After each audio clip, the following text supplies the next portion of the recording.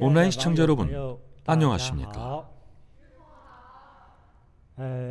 오늘도 부처님의 경지를 탐색하다를 이어서 하겠습니다. 지난 부처님의 경지를 탐색하다에서 아사세왕에 관한 이야기를 했습니다. 아사세왕이 파사의 광을 공격했었죠. 파사의 광의 나라를 공격했습니다. 파사의 광은 아사세왕의 외삼촌이었습니다. 기억하십니까?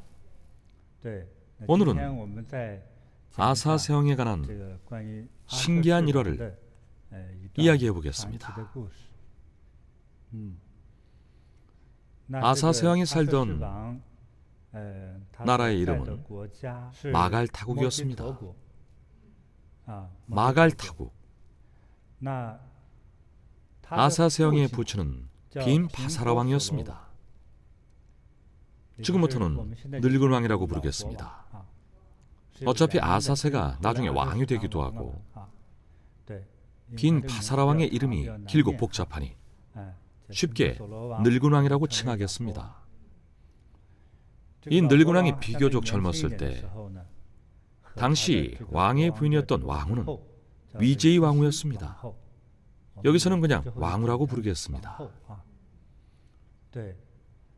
왕과 왕후가 혼인한 뒤 몇 년 동안 아이가 생기지 않았습니다. 위제이 왕후의 회임 소식이 들리지 않았죠. 마음이 급해진 왕과 왕후는 온갖 의원과 약을 다 동원해봤지만 소용이 없었습니다. 사람은 원하는 것을 얻지 못하면 조바심이 나게 마련이죠. 특히 주위를 둘러보니 아이를 원치 않았는데도 임신이 돼서 낳는 부부들이 허다한데 본인들은 원해도 낳을 수가 없었죠. 임신이 되지 않았습니다. 사람 힘으로 안 되면 신을 찾습니다. 이 늙은 왕은 자기 나라에서 신선이라고 불리는 브라만 수행자들 중에서도 운명을 잘 읽는 사람을 모셨습니다. 이 수행자가 운명을 점쳐보더니 꽤 정확한 점괘를 내놨습니다. 훗날 두 분 사이에 아이가 생길 것이고 아들이 태어날 것이니 왕위를 이을 수 있습니다. 다만 그 영혼은 아직 전생의 몸으로 살고 있습니다. 아직 살아있다고 했소. 대체 어떤 사람이고 또 신분은 무엇이요? 수행자는 다시 눈을 감고 점쳐보더니 이렇게 말했습니다. 여기서 멀지 않은 산속에서 수행하는 수행자입니다. 수행자라고 했습니다. 당시 수행자는 모두 브라만이었지 않습니까? 수행을 꽤 오래 한 분입니다. 3년은 지나야 왕생할 것이니 왕후께서는 아무리 빨라도 3년은 지나야 회임할 수 있습니다. 늙은 왕은 마음이 조급해졌습니다. 그래서 운명을 점치는 수행자에게 물었습니다. 그 사람을 빨리 죽게 할 방법은 없소? 그럼 아이가 빨리 생길 것 아니요? 저는 운명을 볼 뿐이고 그마저도 쉽지 않습니다. 그의 생명이 다하는 시간을 제가 좌우할 수는 없습니다. 구체적으로 어느 산이요? 수행자는 산의 위치와 생김새 그리고 기거 중인 동굴을 알려줬습니다. 왕은 자신의 신복들에게 비밀리에 명령을 내렸습니다. 그 사람을 찾아가 얘기해봐라. 우리가 아들을 빨리 가져야 하는데 아직 그 사람이 죽잖아 태어나지 못한다 하니 조금 일찍 죽을 수 없는지 말이다. 어느 누가 빨리 죽어달란다고 죽어주겠습니까? 게다가 수행 중인 사람이었죠. 비록 속세에 살고 있진 않지만 어쨌든 살아있는 사람 아닙니까? 저는 수행 중입니다. 아직 마지막 관문이 남았습니다. 죽으란다고 죽어야 합니까? 자연스럽게 죽어야 그것이 왕생이지요. 국왕의 명령이다. 국왕의 나라에서 사는 한 우리는 모두 국왕의 사람이다. 그래도 안 됩니다. 국왕이면 누구든 다 죽여도 됩니까? 자기 백성의 권리와 생명을 빼앗는 건 안 될 말이죠. 저는 국법을 어긴 적도 없습니다. 신하도 할 말이 없었지만 국왕의 명령に따를 수밖에요. 어쨌든 너는 어명을 따라야 한다. 어떻게 해요? 자결해라. 산에서 뛰어내리든 목을 매든 우리가 가져온 쥐약을 먹든 마음대로 해. 이런 자가 국왕이라니. 난 죽지 않고 살 것이오. 아무리 설득해도 듣질 않으니 자선책을 쓰기로 했습니다. 그 자리에서 단칼에 그 수행자를 죽였습니다. 오랜 수행 중이던 수행자를 죽인 거죠. 그렇게 사람의 목숨을 억지로 악랄하게 제명보다 일찍 앗아갔습니다. 그 후 국왕의 부인인 위제이 왕후는 드디어 회임을 했습니다. 해가 점점 불러오자 왕은 무척 기뻤습니다. 예전에 그 수행자를 다시 불러 또 한 번 운명을 점치도록 했습니다. 어떻소? 왕후가 정말 임신을 했소. 회임을 했단 말이오. 장차 아이가 어떠하겠소? 예전에 그 일 때문이었죠. 3년도 못 기다리고 남의 생명을 미리 빼앗아 임신을 했으니 마음이 찜찜했습니다. 마음이 불편하고 불안했겠죠. 어쨌든 나쁜 짓을 했으니까요. 그래서 아이의 장래를 한 번 더 점쳐본 겁니다. 그 수행자도 참 신기하죠. 이번에도 정확히 맞췄습니다. 길하지 않습니다. 장차 왕위를 찬탈할 것입니다.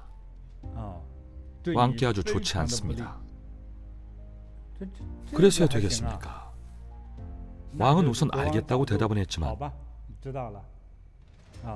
훗날 아이가 태어나면 어떻게든 죽일 심산이었습니다. 왕은 아이가 태어나기를 기다렸고 10달 후 왕후는 출산했습니다. 아들이었죠. 그 수행자의 말은 너무나 정확했습니다. 엑스레이나 내시경이 있던 시절도 아닌데 어떻게 태아의 성별을 알겠습니까? 태어난 후에야 알 수 있죠. 그런데 정말로 아들이 태어났습니다. 정말 그 죽은 수행자의 환생 같았죠. 안 되겠구나. 내게 복수할 것이 분명하다. 왕은 아기를 받아들고 건물 위로 올라갔습니다. 옛날에는 건물이 높지 않았죠. 겨우 2층 높이였을 겁니다. 왕은 창문으로 아이를 던졌습니다. 물론 돌 던지듯 세게 내리치진 않고 그냥 건물 위에서 떨어뜨렸습니다. 갓난아기니 그렇게만 해도 죽을 줄 알았던 거죠. 아기는 작은 덤불 위로 떨어져 크게 다치지 않았습니다. 새끼손가락 하나만 부러졌을 뿐 다른 곳은 전혀 다치지 않았습니다. 명이 길었던 거죠. 아기도 크게 놀랐을 겁니다. 몽롱한 와중에도 영혼의 불안감을 느꼈겠죠. 아기는 큰 소리로 울기 시작했습니다. 하인과 나인들이 재빨리 아기를 안아 올렸습니다. 왕후가 말했습니다. 어찌 아이한테 이러십니까? 전생에 어떤 사람이었던지 지금 그게 무슨 상관입니까? 왕과 왕후는 다투기 시작했습니다. 얼마나 귀엽고 가련합니까? 애가 얼마나 놀랐겠어요. 둘은 그렇게 계속 다퉜습니다. 그래도 자기 자식 아닙니까? 왕도 마음이 약해졌죠. 정말 가여운 일이로다. 다 큰아비가 자식을 다치게 하다니. 잘 키웁시다. 하지만 아이가 커가는 과정에서 늘 지켜보며 죽이고 싶은 생각이 들었죠. 마음속에 불안함이 남아있으니까요. 하지만 늘 아이에 대한 죄책감도 있었기에 오히려 더 잘해줬습니다. 왕후도 아이를 각별히 보호했죠. 이 아이가 바로 아사세왕입니다. 불교에는 오역제라는 것이 있습니다. 오역제란 무간지옥에 떨어지는 5가지의 큰 죄를 말합니다. 첫째, 어머니를 죽이는 것. 둘째, 아버지를 죽이는 것. 셋째, 아라한을 죽이는 것. 넷째, 부처님 몸에 피를 내는 것. 다섯째, 승가의 화합을 깨는 것입니다. 아사세는 차츰 장성했습니다. 옛날에는 결혼을 일찍 했죠. 13, 14세가 되면 결혼했습니다. 17, 18세가 된 후 17, 18세. 어느 날 아사세는 한 출가인의 꼬임에 빠졌습니다. 이 출가인은 제바달다였습니다. 제바달다라는 이름의 인물이었죠.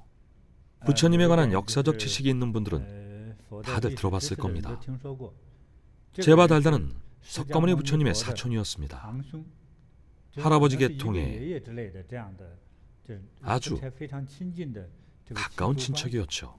석가모니의 가족, 즉 석가족의 성을 가진 종친으로 신분이 아주 고귀한 황족이었습니다. 제바달다의 꼬임에 빠진 아사세는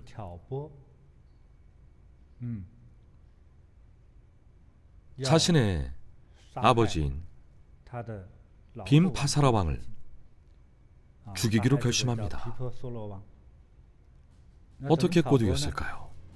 출생, 배경에 관한 인과를 말해줬습니다. 부모가 아들을 원했지만 몇 년이 지나도 아이가 생기지 않자 아이의 전생인 어느 수행자를 살해하고 아이가 태어나자 죽이려 했다는 이야기를 말이죠. 거짓말이 아니라 실제 일어난 사실이었습니다. 모든 것을 아사세에게 폭로했죠. 당시 젊은 청년이었던 아사세는 장차 왕위를 이을 왕자이자 태자였습니다. 그뿐만이 아니야. 가장 중요한 이야기를 해주지. 네 부친은 틈만 보이면 널 없애려 하고 있어. 네가 죽은 그 수행자의 환생이며 언젠가 반란을 일으키리라고 믿고 있단다. 너는 왕의 우려 대상이야. 왕은 네 손에 죽을까봐 먼저 손 쓸 기회를 늘 엿보고 있단다. 갓난아이였을 때 떨어뜨려 죽이려고도 했지. 그래서 네 어머니가 아버지를 한참 나무랐고 결국 네 아비도 마음이 약해졌어. 하지만 생각해봐. 지금까지 자라면서 네 아비가 너에게 얼마나 엄했는지. 다른 집 아이들처럼 부모와 공원에 가본 적이 얼마나 돼? 있긴 있어? 없지. 공부 아니면 일만 시켰지. 말할 때마다 늘 찡그린 표정이었지. 그렇지 않아? 아사세가 생각해보니 정말 그랬습니다. 생각해봐. 자기 친자식을 그리 대하는 친부가 몇이나 되겠어? 친아들인데도 불구하고 그 수행자의 환생이라는 것 때문에 너를 죽이려 했지. 네가 복수하고 싶어도 갓난아기라는 것을 알고 먼저 던져 죽이려 했고 보아하니 너도 오래는 못 살겠구나. 제바달다는 말했습니다. 내가 방법을 알려줄까? 우선 첫 번째 해결책은 말이야. 가만히 앉아서 죽음을 기다리는 거야. 그저 네 아비가 널 죽일 때까지 기다리면 돼. 그러면 목숨이고 뭐가 아무것도 남지 않겠지. 두 번째 방법은 말이야. 네가 아버지를 죽이는 거야. 그러면 넌 죽지 않겠지. 안 그래? 게다가 아들은 너 하나뿐이고 넌 원래 태자이니 왕위를 물려받을 수 있지. 먼저 아버지를 죽이거나 어디 가둬버리고 네가 왕위를 찬탈해서 왕이 되는 거야. 왕위를 뺐든 잇든 결과는 같잖아. 단지 보기 좋지 않을 뿐이지. 이렇게 하면 넌 목숨도 건지고 왕도 될 수 있어. 온 나라가 네 것이니 원하는 거 무엇이든 할 수 있어. 아직 어렸던 아사세는 듣고 보니 일리가 있었습니다. 아직 젊다 보니 듣기에 꽤 그럴싸했죠. 결국 두 번째 방법을 선택했습니다. 제바달다가 말했습니다. 망설이지 마. 아사세는 망설일 수밖에 없었죠. 아무리 그래도 친아버지니까. 망설이지 마. 바로 지금 야심한 밤이 기회야. 네 아버지가 잠들어 있겠지? 잠든 틈을 타야 해. 너는 태자이고 궁궐에 사니까 궁에서 마음대로 움직일 수 있잖아. 안 그래? 호위병들 다 깨울 필요도 없고 그저 20-30명 정도만 대동하면 바로 왕을 사로잡을 수 있어. 먼저 왕을 근처 방 안에 가두고 날이 밝으면 네가 왕이라고 선포해. 그렇게 왕위를 잇는 거지. 우두머리가 없어지면 태자인 네가 왕이 되는 게 당연하지 않겠어? 아사세는 생각했습니다. 일리가 있군. 그래, 해보자. 더 생각해볼 것도 없이 자신의 친위대를 데리고 나섰습니다. 태자인의 목숨을 걸고 호위하는 무사들이 있었겠죠. 젊긴 해도 특권층이었으니까요.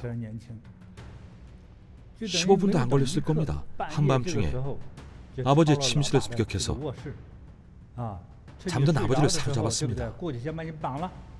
아버지를 결박하고 어두운 방에 가뒀습니다. 아버지는 당연히 저항했죠. 왜 이러느냐?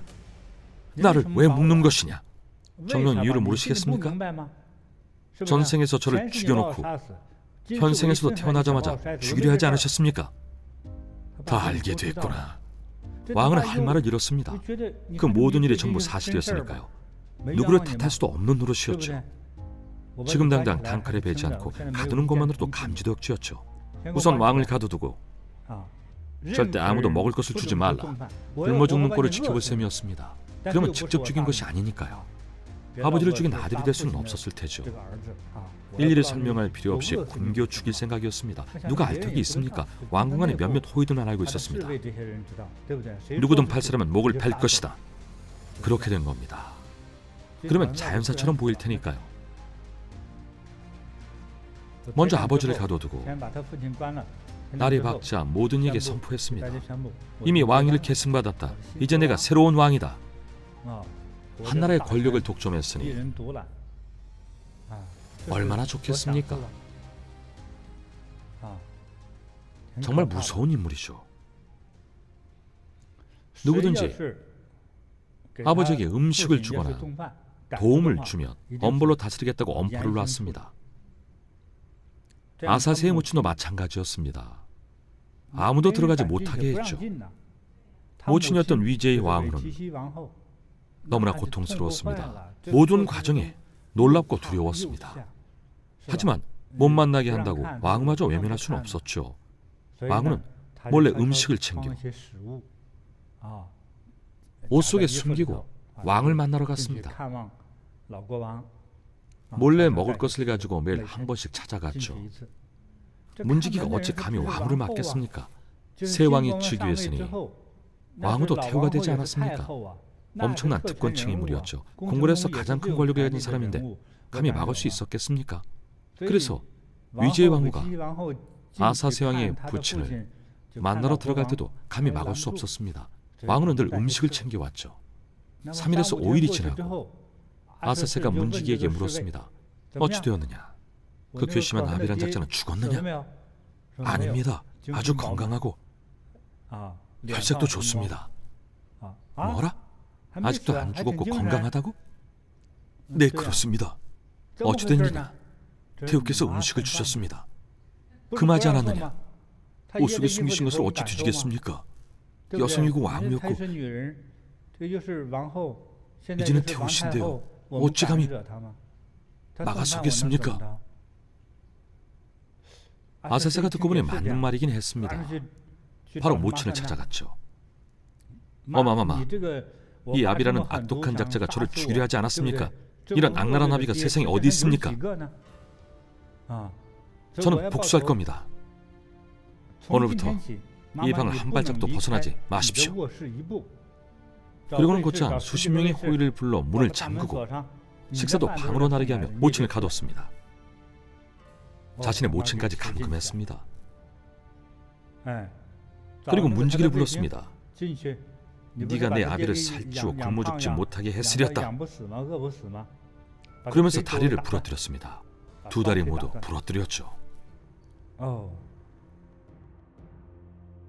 태어날 때는 혼자이나 전생의 원한이 있으면 서로 같은 곳에 태어나서 보복하여 마지 않으며 그 악업의 종자가 다하기 전에는 서로 떠날래야 떠날 수도 없느니라.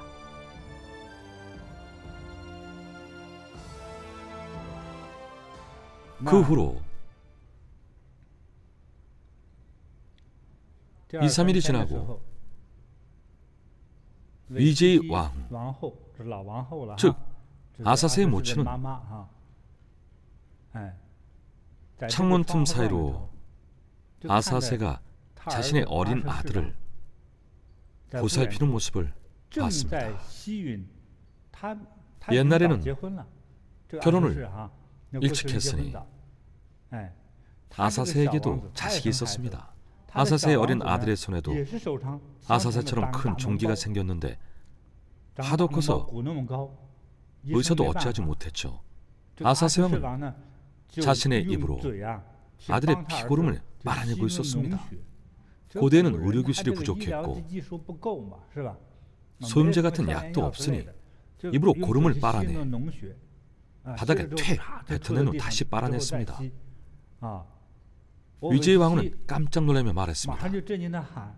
아들아, 아사세, 나의 아들아, 예전 기억이 나는구나. 너도 어린 시절 그 손가락을 다치지 않았느냐? 다친 곳이 부어올라 안에 피고름이 가득했지. 그때도 너희 아버지가 직접 입으로 피고름을 빨아냈단다. 네가 보고 놀라거나 남이 보고 비웃을까 봐 차마 고름을 뱉지 못하고 뱃속으로 삼키셨단다. 아버지는 너를 사랑하고 있단다. 아들아, 분명 네가 오해한 것이다. 비록 과거 수행제 환생과 관련된 일이 있긴 했지만 아버지는 네가 커가는 동안 너를 많이 사랑하셨단다. 왕후는 몇 가지 예를 더 들었습니다. 네가 어렸을 적 생일에 아버지가 직접 명장을 불러 황금, 루비, 에메랄드를 섞은 왕관을 만들어주지 않았니? 또 좋은 스승들을 모셔 가르치며 네가 현명한 왕이 되기를 바라셨다. 너에게 엄격하셨던 것은 네가 장차 한나라의 공주가 되기를 바라셨기 때문에 버릇없이 키울 수 없었던 게다. 가장 위대하고 강성한 왕으로 키우기 위해서 더욱 엄격한 현실을 겪도록 하신 거란다.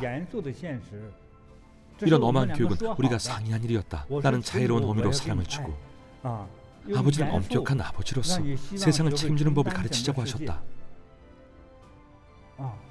아세스 왕이 듣고 보니 아버지 역시 자신의 피고름을 빨아낸 뒤 차마 뱉지 못했다는 이야기와 몇 가지 일화를 더 듣고 사실은 아버지가 자신을 아끼고 정말 잘 대해줬다는 것을 느꼈죠. 그게 정말입니까? 당연하지. 우리는 네 친부모가 아니더냐. 아들아, 삿대나 악귀에 씌었거나 누군가의 꼬임에 빠졌다 해도 아들이 제 아비를 죽이는 폐륜을 저질러서는 절대 안 된다. 하늘과 땅이 벌할 것이야. 아들아, 어서 참여하고 아버지를 풀어드려라. 네, 제가 잘못했습니다. 여봐라, 어서 아버지를 풀어드리라. 서둘러 아버지를 가두었던 옥문을 열자 아버지는 이미 감옥 안에서 굶어 죽은 상태였습니다. 이를 본 아사세 왕 역시 몸과 마음이 피폐해지고 극도의 불안을 느꼈습니다. 왕후가 말했습니다. 이를 어찌한단 말이냐. 네 손에 아버지가 죽고 말았다. 당시 아사세 왕의 마음도 이루 말할 수 없이 혼란스러웠을 겁니다. 각진 우리도 한번 생각해 보세요. 이 일화를 듣고 마음이 복잡해지지 않았습니까? 네, 혼란스러웠겠죠. 후회스럽지만 이미 늦어버렸으니 자책과 원망으로 얼마나 고통스러웠을까요? 맞습니다. 마치 여러 종류의 물감과 여러 종류의 조미료를 한 입에 털어넣은 듯한 그런 쓰디쓴 느낌이 들었을 겁니다. 갈등, 충격, 죄책감, 부끄러움의 감정들이 섞여 마음이 얼마나 아팠겠습니까? 어찌됐든 제 손으로 아버지를 죽게 하지 않았습니까? 이런 식으로 왕이 될 줄은 몰랐을 겁니다. 어머니가 말했습니다. 사실 네 아버지와 이전에 상의했었다. 네가 18살이 되면 왕위를 물려주기로 했지. 너에게 왕위를 선양하려 했으니 며칠만 더 기다렸으면 되었을 것이다. 아들아, 너는 네 아버지의 마음을 조금도 헤아리지 못했구나. 사연을 듣고 나니 더욱 고통스럽습니다. 고통이 마음속에 불길처럼 번졌습니다. 결국 수치심을 이기지 못하고 그대로 쓰러졌습니다. 입안에 독창이 돋고 온몸에 독이 퍼졌습니다. 아무도 손쓸 수가 없었죠. 갑자기 그렇게 되어버렸죠. 며칠이 지나 독창에서 고름이 흘렀고 역겨운 악취도 풍겼습니다. 하지만 당시 의학 수준으로는 의사들도 방도가 없었습니다. 한나라의 왕이니 의사도 많았겠죠. 왕조였다고 해도 수많은 의사들을 추천했을 겁니다. 하지만 소개받은 의사들도 소용이 없었습니다. 당시 고대 인도에 브라만 수행자들도 많이 불러봤지만 역시 소용이 없었습니다. 그들을 모셔도 소용이 없었죠. 다들 두려움이 앞섰습니다. 그리고 다들 기다리기 시작했죠. 늙은 왕은 죽고 새로운 왕은 몸져 누웠으니 다 끝난 것 아닙니까? 보아하니 아직 어린 태자가 왕위를 잇는 수밖에 없었죠. 다들 후위를 도모하기 시작했습니다. 더는 희망이 없다고 느꼈던 바로 그때 누군가 나타났습니다. 바로 아사세왕과 아주 가까웠던 친척이자 의사였습니다. 황제의 주치 어이라고 하죠. 그 의사는 아사세왕과 매우 친하고 가까운 관계였습니다. 이름은 기바였습니다. 당시 신이라고 불리던 명의였죠. 하지만 그도 병을 고치지 못했습니다. 그 많은 의사들을 불렀지만 아무도 고치지 못했죠. 기바는 아사세를 꾸짖었습니다. 아사세의 잘못들을 나무랐죠. 한참 나무란 후 아사세가 말했습니다. 나도 잘못을 알고 있네. 그럼 참여하시게. 이미 뼈저리게 뉘우치고 있네. 뉘우치다 못해 일이 일어나지도 못하지 않은가. 게다가 이런 독한 병에도 걸렸지. 이제 죽을 날만 남았군. 둘은 많은 이야기를 나눴습니다. 아사세를 꼬드긴 인물에 대해서도 이야기를 했습니다. 바로 제바달다. 기바가 말했습니다. 정말 어처구니가 없군. 부자간 천륜을 이간질하다니. 자네는 왜 그런 헛소리에 넘어갔는가? 이 모든 문제와 자네의 병을 고칠 수 있는 분은 단 한 명뿐이네. 바로 석가모니 부처님이시지. 아사세는 대답했습니다. 난 안 가겠네. 죽으면 죽었지 못 가네. 왜 그랬을까요?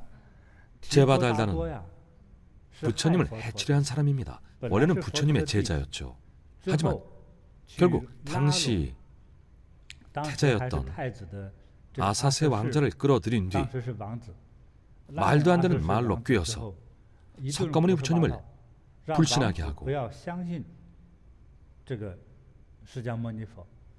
자신을 믿게 만들었습니다. 내가 수행이 더 깊네. 내가 더 정진했지. 나는 법력도 있어서 자네를 보호할 수 있네. 이런 말로 꼬드겼습니다. 그렇게 제바달다는 당시 태자인 아사세를 꿰어내어 모반을 일으키게 한 뒤 부왕을 죽이고 아사세를 왕으로 만들었습니다. 더 강력한 정치적 지원을 받기 위해서였죠. 하지만 여러분이 아셔야 할 것이 있습니다. 부처님이 당시 불법을 설파하시던 곳이 바로 그 나라인 마갈타국의 중림정사였습니다. 황실의 정원이었죠. 그 나라에 머물고 계셨던 겁니다. 제바달다와 부처님뿐만 아니라 수많은 제자들도 당시에 그 나라, 그 도시에 머물고 있었습니다. 당시 부처님과 제자들을 본받고자 했던 인물과 대상은 나라의 최고 권력자인 국왕이나 왕자 또는 왕후 같은 인물이었습니다. 왕실의 사람들이었죠. 제바달다가 보아하니 늙으나 즉 빈파사라 왕은 석가모니 부처님을 무척 신뢰했지만 왕자는 아직 어렸기에 쉽게 꿰어낼 수 있었습니다. 제바달다는 자신의 종파를 세우기 위한 정치적 배경이 필요했던 겁니다. 자신에게 공양하는 제일 큰 공양주의자, 보호 세력이 되는 왕의 지원을 받게 되면 자신의 법과 이치를 전파하기가 훨씬 수월하지 않았겠습니까? 정말 큰 이득이 아닐 수 없죠. 바로 그런 이유로 아사세를 꿰어냈던 겁니다. 그 후로도 심한 일도 저질렀습니다. 아사세 왕의 도움으로 석가모니 부처님을 시해하려고 했습니다. 하지만 그곳에 도착한 살수가 막상 칼을 들어 올렸을 때 부처님의 모습을 마주하고는 감히 내리칠 수 없었습니다. 결국 살수도 부처님께 귀의했죠. 감히 죽일 수 없었던 겁니다. 제바달들은 어떻게든 부처님을 없애려고 했습니다.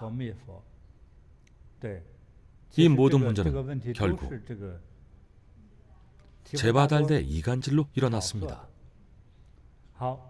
결국 명의인 디바의 권유와 설득 끝에 당시 새로 즉위한 아사세 왕은 부처님을 뵈러 가기로 했습니다. 아사세 왕은 왜 그리 난처했을까요? 제바달대의 꾀임에 빠져서 부처님을 시해하는 것을 도왔으니까요. 그러니 무슨 낯으로 부처님을 뵙겠습니까? 걱정 말게. 위대한 부처님은 마음을 미리 꿰뚫어 보신다네. 자네 사정도 이미 다 알고 계시네. 지금 자네를 고칠 수 있는 의사는 없네. 그러니 자네가 살 수 있는 유일한 길은 부처님을 뵙는 것뿐이야. 그렇게 부처님을 찾아갔습니다. 아사세 왕이 부처님 뵐 것을 망설이고 있을 때 허공에서 이런 말이 들립니다. 아사세여, 망설이지 마라. 주변의 어리석은 신하들의 말을 들으면 안 된다. 부처님은 곧 멸도하시려 하며 세상의 등불은 곧 꺼지려고 한다. 그때가 되면 진리의 법은 점차 약해질 것이며 어둠이 세상을 덮을 것이다. 또한 사람들은 사악해지며 갈 곳을 모를 것이다. 너는 더 늦기 전에 빨리 부처님을 배워야 한다. 당신은 누구인데 모습은 드러내지 않고 소리만 들리는가? 아사세야, 나는 너의 아비인 빈파사라 왕이니라. 아사세 왕문 오역경 중에서